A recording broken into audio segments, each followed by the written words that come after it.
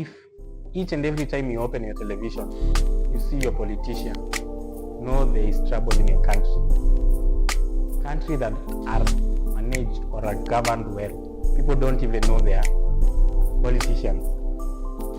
In today's podcast, we are going to focus on politics, specifically toxic politics and its impact at the societal level and at the community level. Right now in Kenya, we are experiencing a very tough and a very, we can say, a toxic environment politically. We are experiencing people that don't know how to use their sentiments, people that don't know how to use their words to communicate to the people correctly. We are experiencing a trust deficit towards the politicians. And I think it's high time we talk about it, because that is the issue that is affecting us as a country as a whole. And when we look deeply into the issue, people say that politics, some people don't relate politics with their lives, but politics directly and indirectly, it affects your life, because it affects how resources get to you. Ina affect vile development itakuja kwenu, ina affect vile watoto wenu watakuwa educated, ina affect mpaka vile you will be perceived outside there from a national perspective. Sahi as we are talking in Kenya, politics ya Kenya ni kaya yani imechoma. Hata pale nje tukienda tunakuwa perceived in a very wrong way. Tukienda at the international level tunakuwa perceived in a wrong way. Karibuni sana. My partner wacha aji introduce kutoka hapo. So welcome our viewers. First of all, just to say thank you for the way you've been with us, and we thank you for each and every episode you've been there. Thank you for the comments that we have received. Thank you so much. Welcome to this show. Just like the introduction has been done today, so we are going to look on the toxic that is politics, how it affects our society, how it affects us, because at the end of the day, politics is everything. Politics is everything, because even the power, the way the power was handed to the person who did, and all those dynamics, politics is going to affect kila kitu. So we are going to look onto it, especially sasa politics imeshika moto sasa iko fire kabisa. Sasa kila mtu tu, hakuna mtu mwenye ajui what is happening in the country. Hakuna, hadi mtoto mdogo sasa hizi anashajua. Mtoto mdogo tayari ameshajua Ruto. Mtoto mdogo tayari ameshajua the dynamics ambazo zina happen kwa finance bill ya last year ili expose watoto paka kwa hizo issues. And as we start, we are going to define first what is toxic politics. And according to scholars, some say that it's extreme partisanship. 2, they say it's misinformation. 3, corruption. 4, tribalism. And 5, lack of compromise. That is the basic definition of toxic politics. If politics in our country, it's not directly related to people's interest, utapata kuna a lot of corruption, kuna a lot of partisanship, utapata kuna a lot of tribalism, lack of compromise. Hizo ndio information zimeongelewa. Misinformation, kama sasa hivi unasikia a lot of bloggers wanaajiriwa kuleta hiyo maneno na misinformation. Kuna hiyo ya kwanza umesoma, hiyo ya kwanza, point ya kwanza, first point extreme partisanship na misinformation, both ziko pamoja. Na corruption, tribalism, lack of compromise, zote ziko pamoja. There is one point ambao umesema pale which is very interesting. So that every time ukiona your politician on television which is what we have been seeing, and remember, okay, I know that his television is also one way of communication, but there is that information you need to see on television, and there is implementation of what now of the policies, and also implementation of what now the elected leaders were elected to development agenda. Because sasa tukiona mambo inakuwa kwa television imekuwa ni propaganda, na pia imekuwa misused, because now for instance tulienda kwa election tuka elect leaders, the leader is supposed now to do something. For example, the leader anapata tengenezee barabara. So it is of no sense coming now on public television instead now of telling us what you have done, what you have delivered. Kazi yako tu ni kuspike words from one person to another. Yeah. And ukiangalia hiyo, in fact imefanya our nation inakuwa so much tainted hadi tunakosa ile the mindset of development. Hiyo aspect imetoka kabisa. Because now unaona sasa that is after election, that is tulikaa kidogo, sasa tena tumeanza campaigns. Na the most challenging thing is that unajua now the head is very important. Because now wakati now tunaona the head ameshaanza ali campaign, ina affect hadi kule kwa town. Now the other issue now to do now with the issue, I don't know, hii kimnyama inaitwa corruption. Ni kitu ambayo unajua one of the issue ambayo according to me kitu ambayo ina lead to what you are experiencing, the tension, political tension ambayo tuna experience, is the trust deficit that the people have towards the government. Trust deficit inakuwa brought up na corruption. There is lack of transparency at the government level, and it is being covered up with a lot of words than actions. So unapata watu wanachora mambo yao chini ya maji, but zile vile wanakuja publicly wanakuwa saint. Ama chenye anaongea ni kama vile unaendanga kwa any government office ama public office, unaenda unapata unasema wameandika no corruption zone. But sasa hapo ndani ndio imejaa zaidi. Kwa sababu kuna image yenye watu yenye politicians wanataka kutain tu kuinje. Alafu at the behind scenes kuna vitu zingine wanafanya zenye zina ni self benefiting to them, and then kuna kitu ke ina affect politicians especially now in Kenya. Ni hiyo being power hungry. Wako na a lot of need for that power. Yes. Unajua now the other issue now, unajua corruption imekuwa a song. And in fact wanafaa initialize to equate up, because even if now wanajaribu now kuiprevent, ina come up with so many other ways.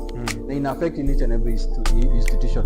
Like for example, tuko tumeona like a state house ilitumia a lot of billions kwenye renovation na kununua seats na kununua zile vitu zingine, na ukiangalia it was not in bad state. Si ati kulikuwa kunanyesha, si ati kulikuwa ati imebebwa na upepo ama tsunami ikakuja, ama ile upepo nyingine inaitwa nini ile hurricane atikakuja ikabeba yote ndio wakafanya nini. So there was no need, because unakuta at the same time a lot of money imetumiwa pale, but ikikuja nao kwa the Ministry of Education wanasema hakuna pesa. So unaona sasa kumekuwa na challenges ambazo zimekuwa pale. And unaona sasa kuna zile vitu ambazo zina benefit hao wenyewe, hizo ndio zinapewa kipaumbele, lakini zile zingine ambazo nao zina concern that is the person down there unakuta washughuliki. Now pia kulikuwa na another very interesting story. So how come a county iko na bank account more than 100? How many banks do we have in Kenya? I'm not sure. Okay, even if I'm not sure, they're not more than 100.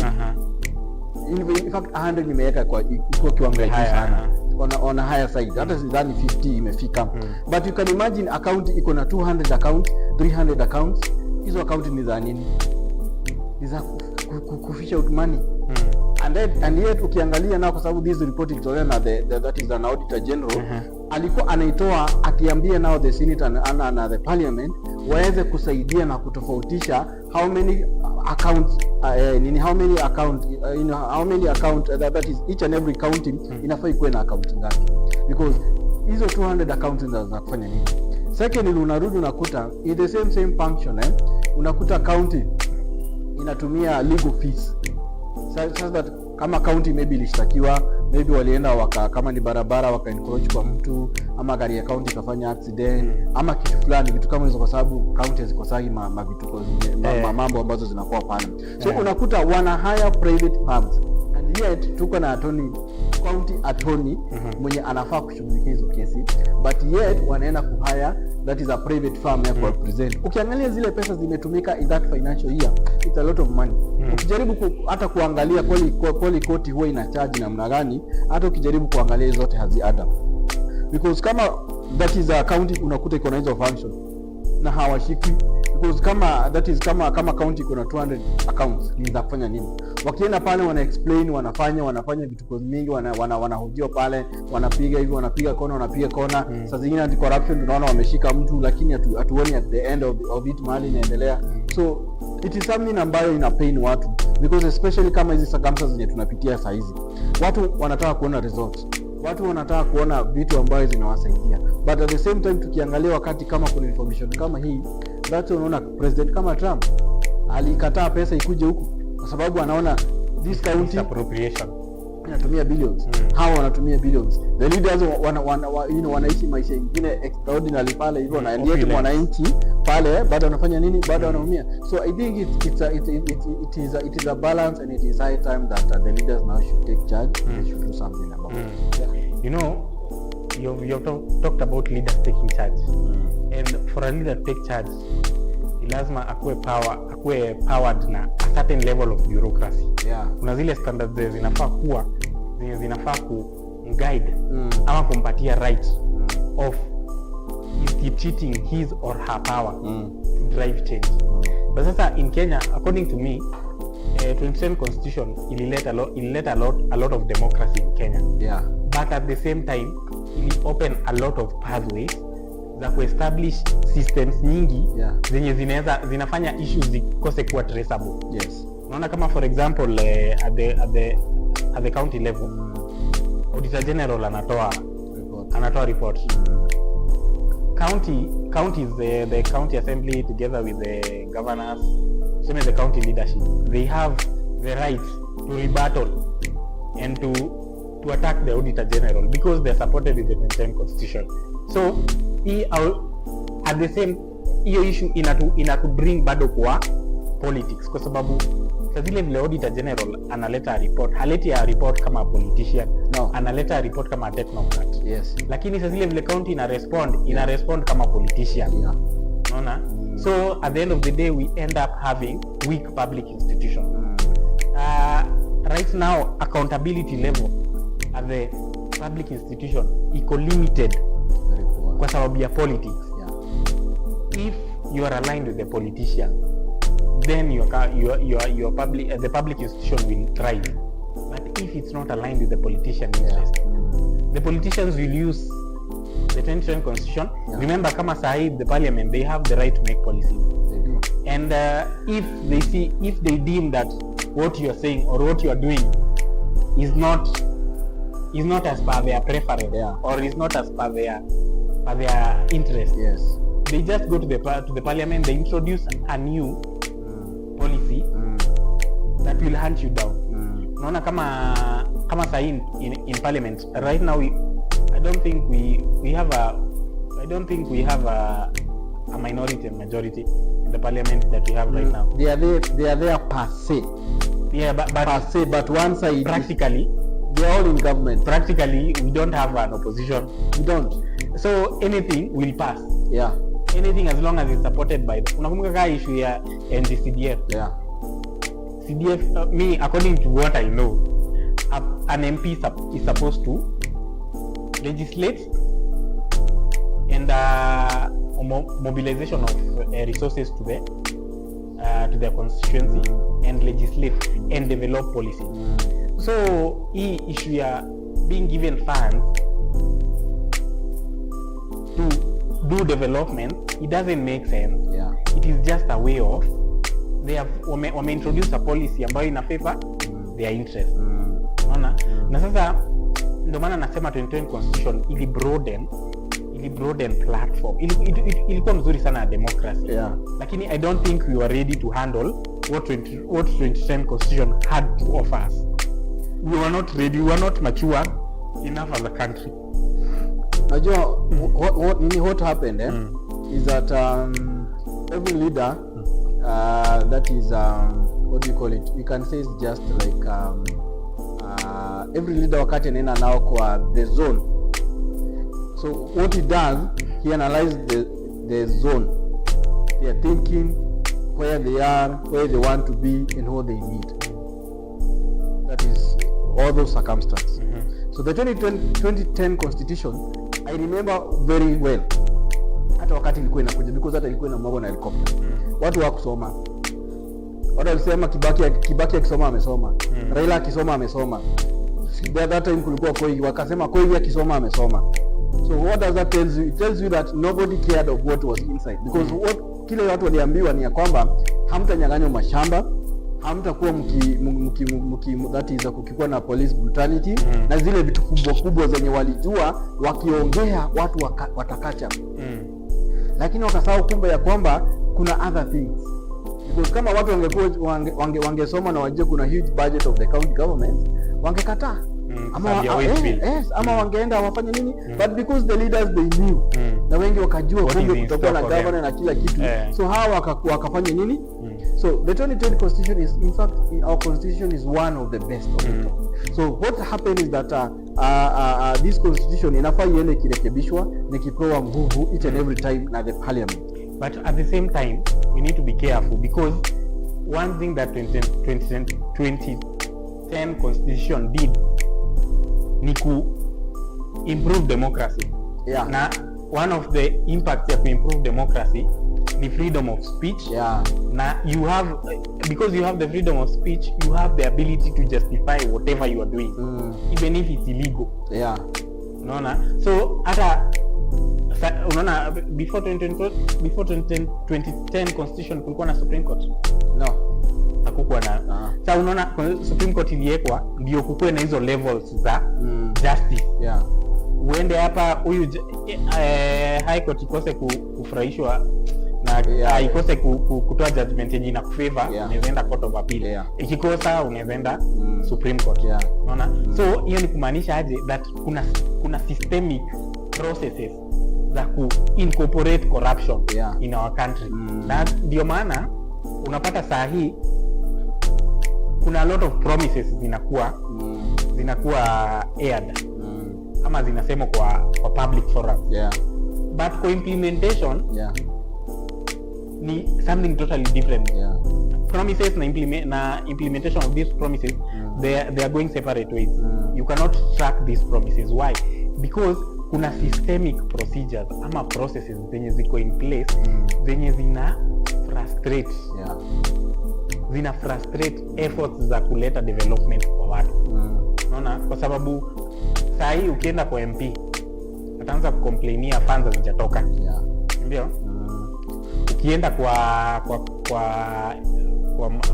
MCA au representative wa ward, huyo mtu atakwambia county governor amehold funds zote.